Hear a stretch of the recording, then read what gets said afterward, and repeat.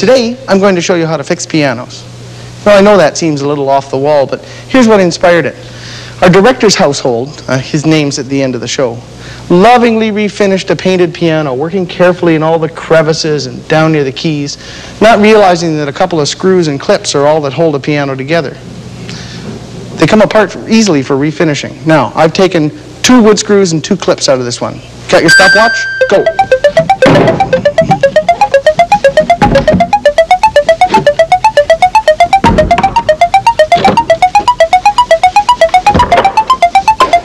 There. Now that we've gone this far, let's fix it. No, let's discuss it. Fixing up beaten up pianos is fun and easy, but I wouldn't do any of this on my living room piano.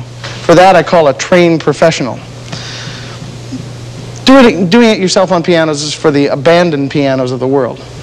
A lot of times people ask me to play their basement pianos, and I sit down, I try a few bars and shake my head, and they say, "What's the matter? Is it out of tune?" There are a lot more things that can go wrong with a piano than simply being out of tune.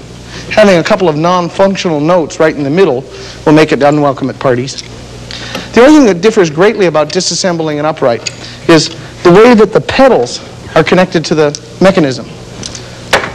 Sometimes there's a wood screw involved on those rods, those wooden rods that run up on the left. But usually they just let go when you remove the guts.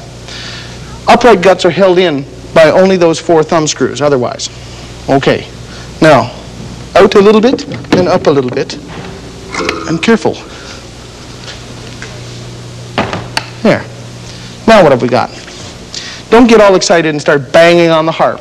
It's probably out of tune enough already. If it's a cottage piano, it'll be all full of mouse nests and peach pits and marshmallows. Vacuum them out. Now, feel the keys for freedom of movement. They should all feel the same. If not, they come out like this. Oh, more mouse nests. You can remove all of them for cleaning, but be warned, the 88 of them are usually unique, so don't mix them up unless you like puzzles. Also, don't get too vacuum happy in here, because the keys all sit on little felt washers, and you don't want to vacuum them up. The pins that the keys sit on can be bent slightly to make them work more smoothly. Now, let's go where the action is.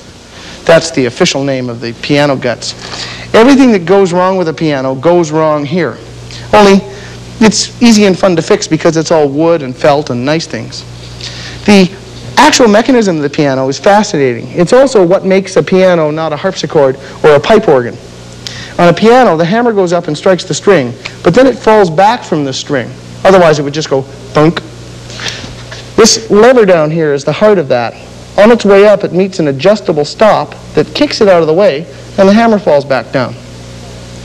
Also, all the lower notes have got damper pads that retract from the strings as long as you're holding the note. Ta-dum! And another thing, it has to reset itself rapidly as soon as you let go of the note, because if it repeats too slowly, the piano is only good for playing lullabies.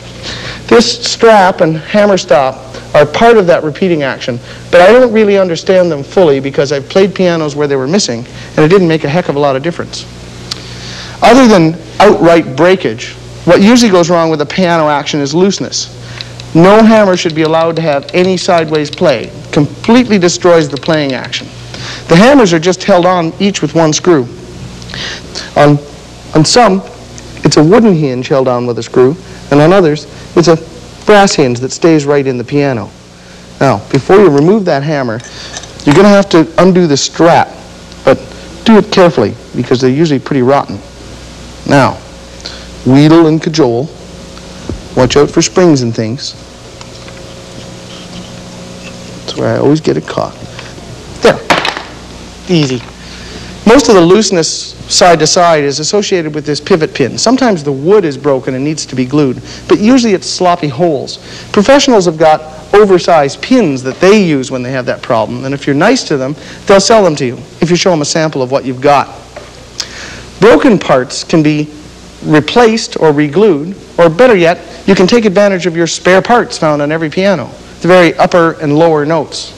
If you're expecting Glenn Gould for a recital, he'll complain about those missing notes, but Uncle Henry will never notice the loss. And the mechanisms are identical too, other than the actual hammerhead. Broken parts come apart easily with steaming. I steamed these earlier and they started to dry out. I learned that on this show. When you're steaming them, they get very soft, so you have to steam them until they almost fall apart by themselves, because when they're soft like that, they won't take any extra force. When you're re-gluing this thing too, don't re-glue the hammerhead until you have it mounted in the action so that you can get the angle right. Broken hammers go in as easily as they came out. Just find the angle and go gently and don't force anything. There. You're probably going to disturb a lot of neighboring springs.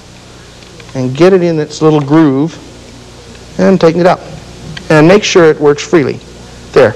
Now, any springs that you did disturb have to be reset with the back of your finger. That's because down there where the damper pads are, you can't get at them from the other side. There. Now, throw the strap back on carefully. Oh, if you break the strap at this point, don't despair. Replacement straps are available that have a little cork that stuffs in the hole.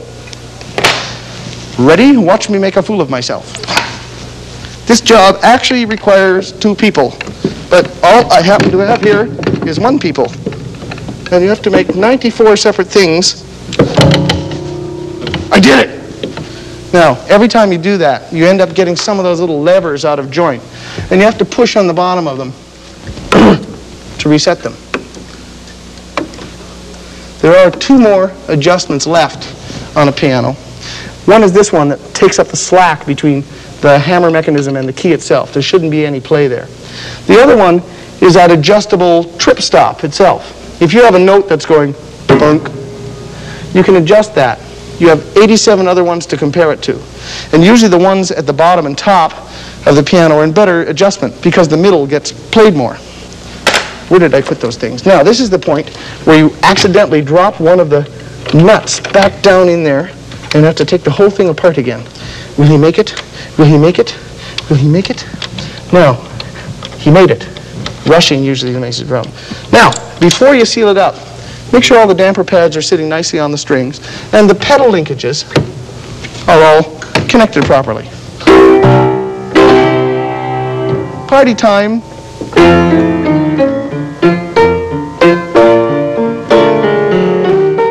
Must be the piano.